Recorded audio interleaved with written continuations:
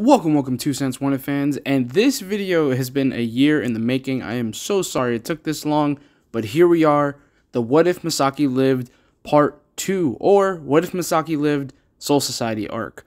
With that, if you have not watched Part 1, please go watch that now before watching Part 2, or you else should be kinda lost. With that, let's go. Ryukin shows up last minute to tell them that he is going to join them for no other reason than to make sure they don't get themselves killed. Ryukin hasn't been training, but he brings some useful gear along with him. To hide their Quincy presence, Kisuke creates 3 mod souls created from the Ryatsu of Kisuke himself, Isshin Kurosaki, and Tessai. These mod souls are created for the purpose of espionage. Their physical form looks like Zanpakuto, and Kisuke also creates Shyakusho that give off Soul Reaper energy as opposed to Quincy energy so they can hide. Ichigo isn't provided one as he has achieved his Soul Reaper powers, but Kisuke warns him not to use his Quincy powers if he can help it to avoid causing a panic. Yoruichi will be going with them to assist as she did in the original story, also in her cat form. They will pass through the Senkaimon without issue this time. And due to the original timetable, they have plenty of time to save Rukia. Rukia is being executed for not only being tainted by a hollow, unsanctioned activity with Quincy, and the machinations of one individual in particular. So to begin, our heroes arrive in Soul Society, and due to a quick thinking and all-knowing mother, Masaki stops Ichigo from just charging in. Due to her stopping Ichigo, the Soul Reapers are not alerted to his presence as they were in the original manga, so there is no need for them to interact with Jidambo. So before they make their way into the Seirete, Yoruichi has them meet up with Kukaku and Ganju Shiba. I'm doing this for 2 reasons. 1, we need the familial action between Ichigo and Ganju. And 2, in order for Kukaku and Ganju to hide as well as they do from the Soul Reapers, they would have had to familiarize themselves with Soul Reaper patrol routes. This would allow Ichigo, Masaki, Ryukin, and Uryu to return on scheduled bases as opposed to just showing up randomly, so it's easier to get into Seirete. Ganju also won't be coming along as his presence isn't needed based on what Kukaku gave as an original reason in the original timeline. After wandering the Rukongai, finding Kukaku, and staying at the mansion to prep, it has been 2 days. So posing as Soul Reapers, they infiltrate Seirete with 6 days left.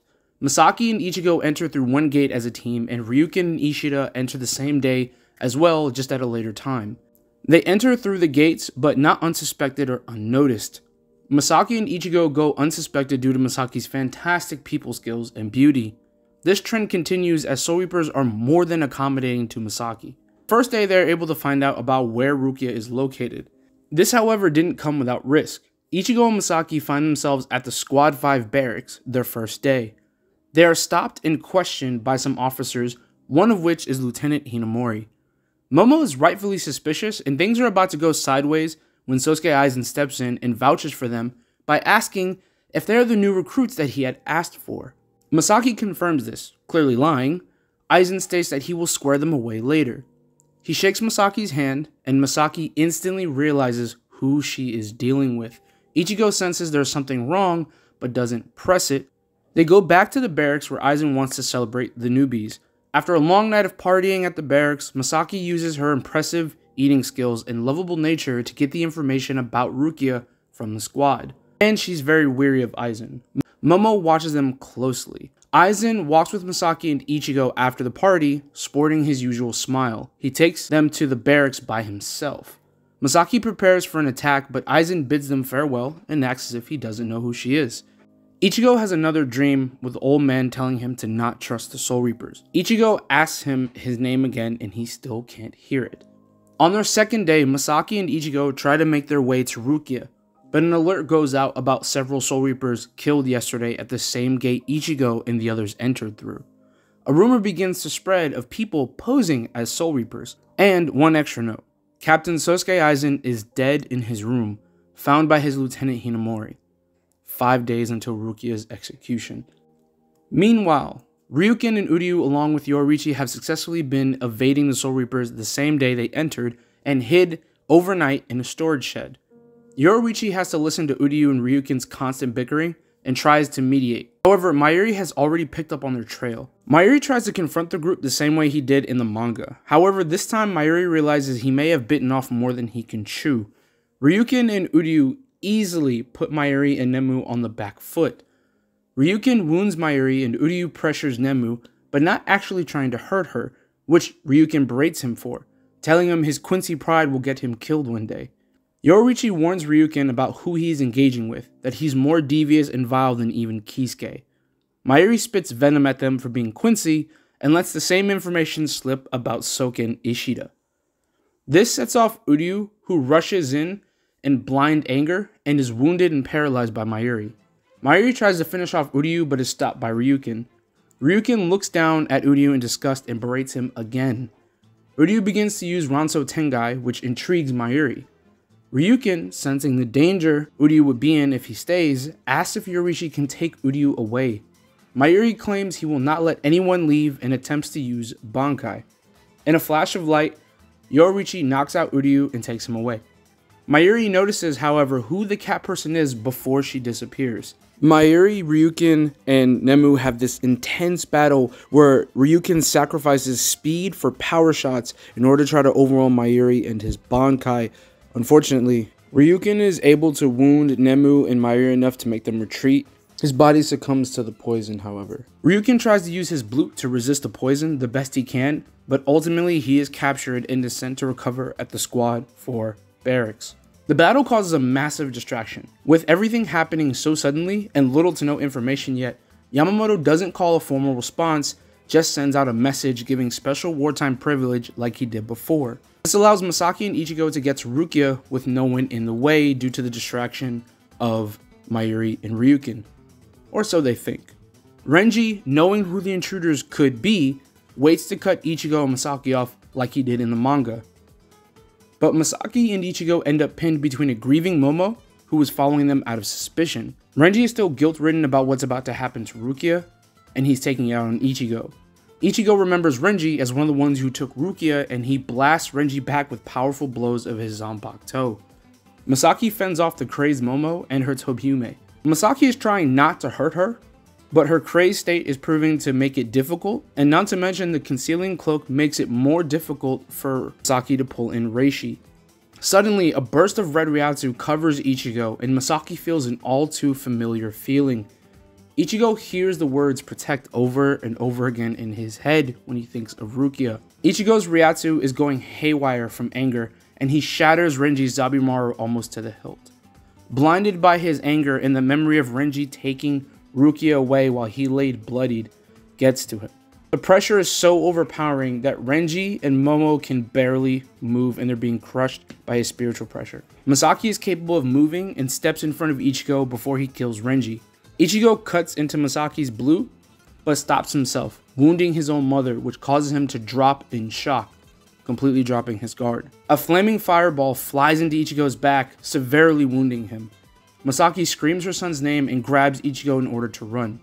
Momo tries to cut them down, but Masaki traps Momo in grits with a hidden Ginto. Momo bangs against the inside of her trap, screaming madly. Masaki is able to avoid the incoming Soul Reapers and hide herself and Ichigo in the sewers as the sun is going down, where they come across Hanataro. Masaki is distrusting at first, but when she explains they are just here to save Rukia, Hanataro agrees to help and heal them, then to take them to Rukia.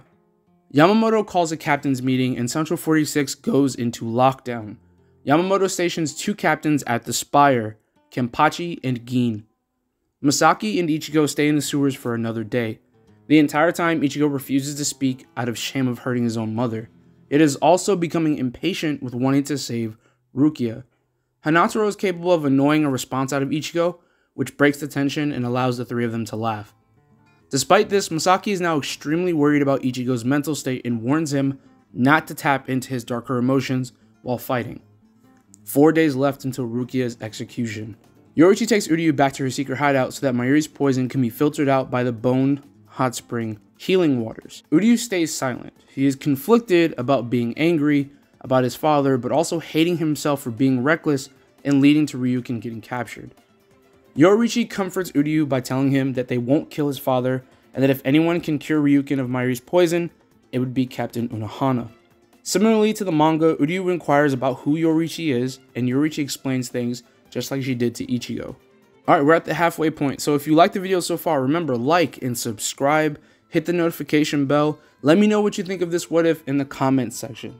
So with 4 days left, so far Ryukin is captured. Ichigo, Masaki, and Hanataro make their way to the spire.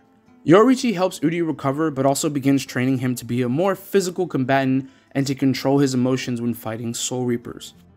Ichigo and Masaki run into Gin and Zaraki, both men sporting grins that make our heroes very uncomfortable. The spiritual pressure exuded by both men causes Hanataro to pass out from the sheer density of it. Masaki wants to grab Ichigo and Hanataro and run, but she can't. She can't protect Hanataro and get Rukia, so she tells Ichigo to prepare to fight. Kenpachi tells Gin to back off, that he'll take both of them at the same time. Gin refuses and states that he too has to perform his captainly duties from time to time. Kenpachi warns Gin that he'll cut him down if he gets in his way. Gin says, "That's my line," and proceeds to rush in and attack Masaki, driving her away from Ichigo. Masaki fights Gin, and Gin slowly reveals tidbits to Masaki about what happened that night 15 years ago. Ichigo's fight with Zaraki starts off a lot better than its original version, since Ichigo is already stronger and this fight is more back and forth than it was originally. Zaraki's eye patch comes off and his power skyrockets above Ichigo's current power.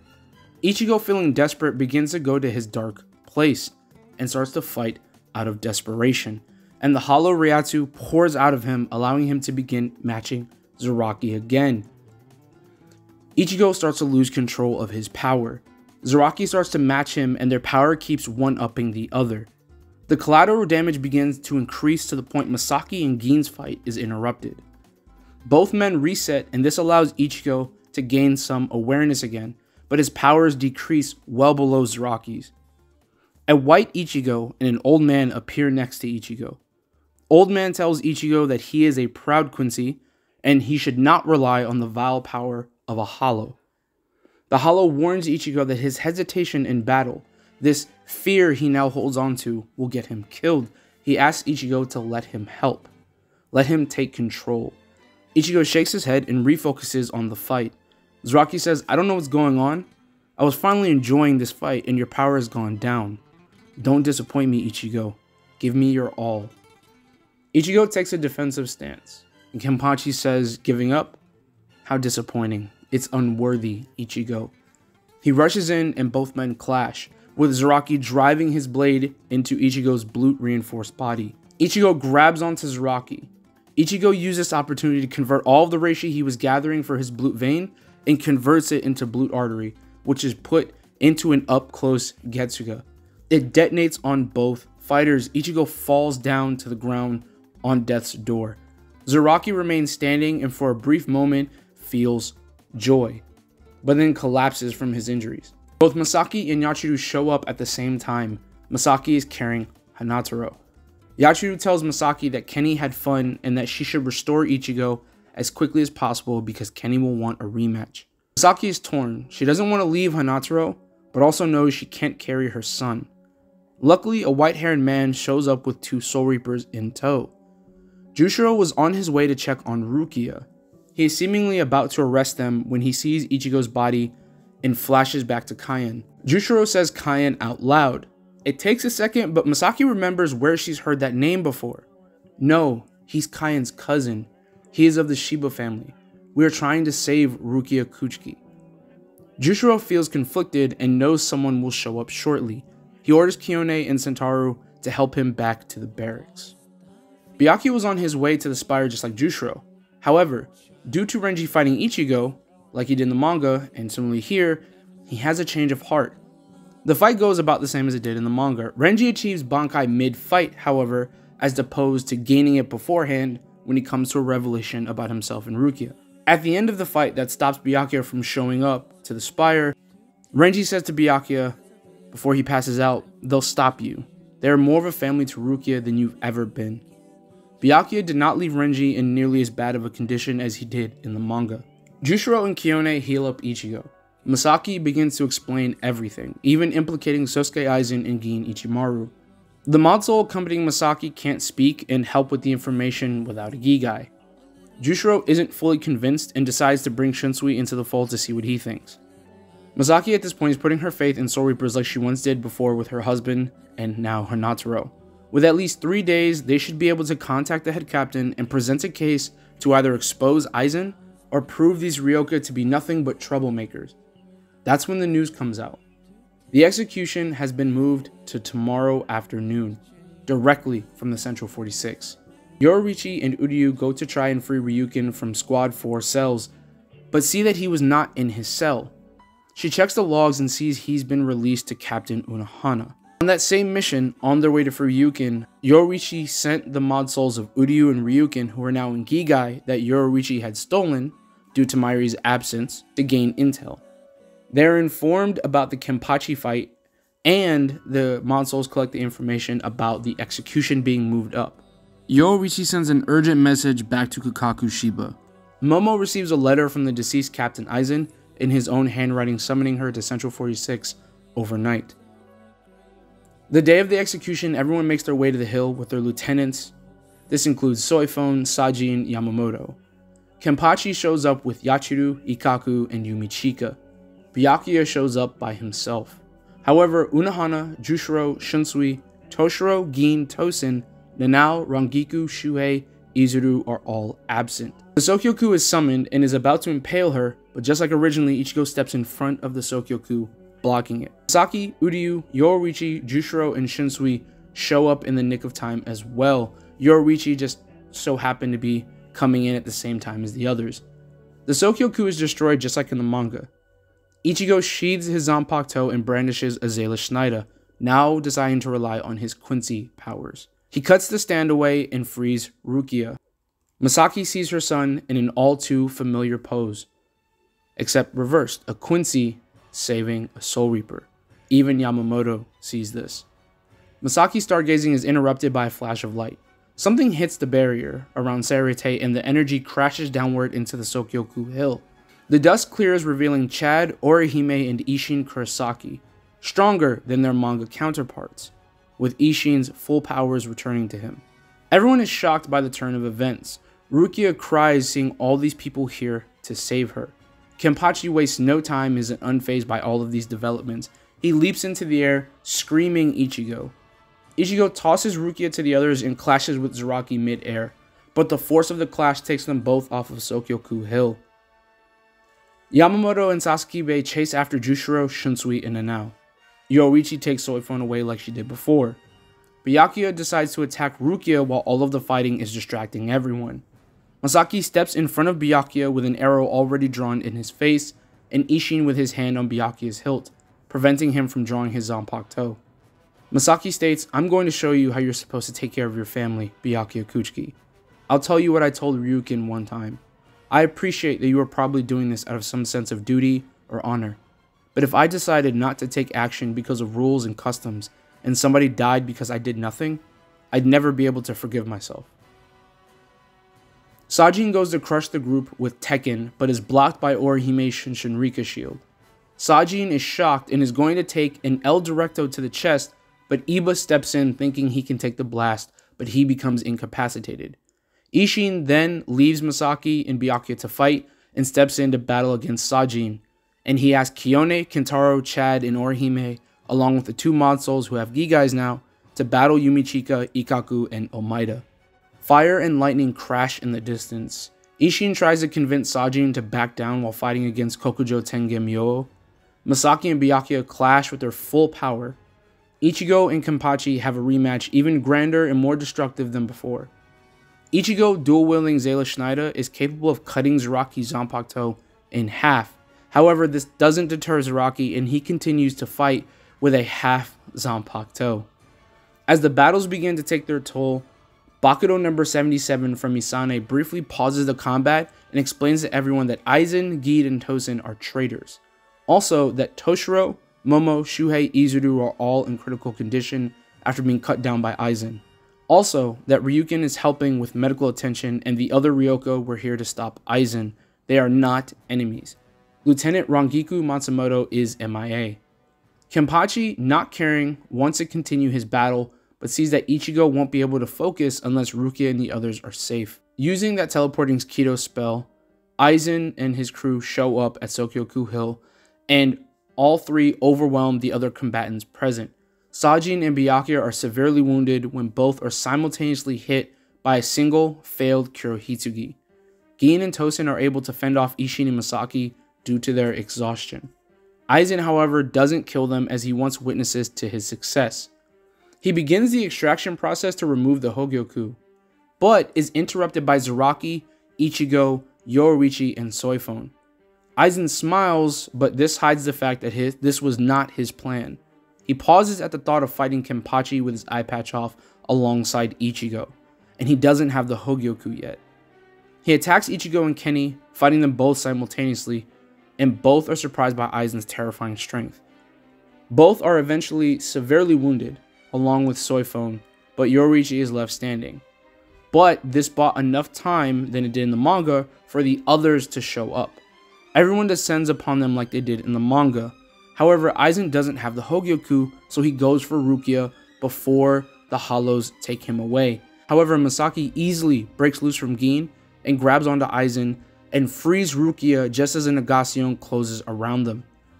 Aizen encloses Masaki in Nabakudo, tells Ichigo and Soul Society to bring him the Hogyoku when he sends his messenger. He even gives his "I will sit on the throne" speech.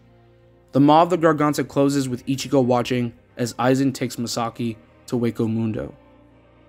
Thank you for listening, guys. I hope you enjoyed this What If. I can't wait to do part 3. If you have any suggestions or you want to hear anything specific, let me know in the comment section. Remember, like, subscribe, hit the notification bell. Y'all have a good day. Bye.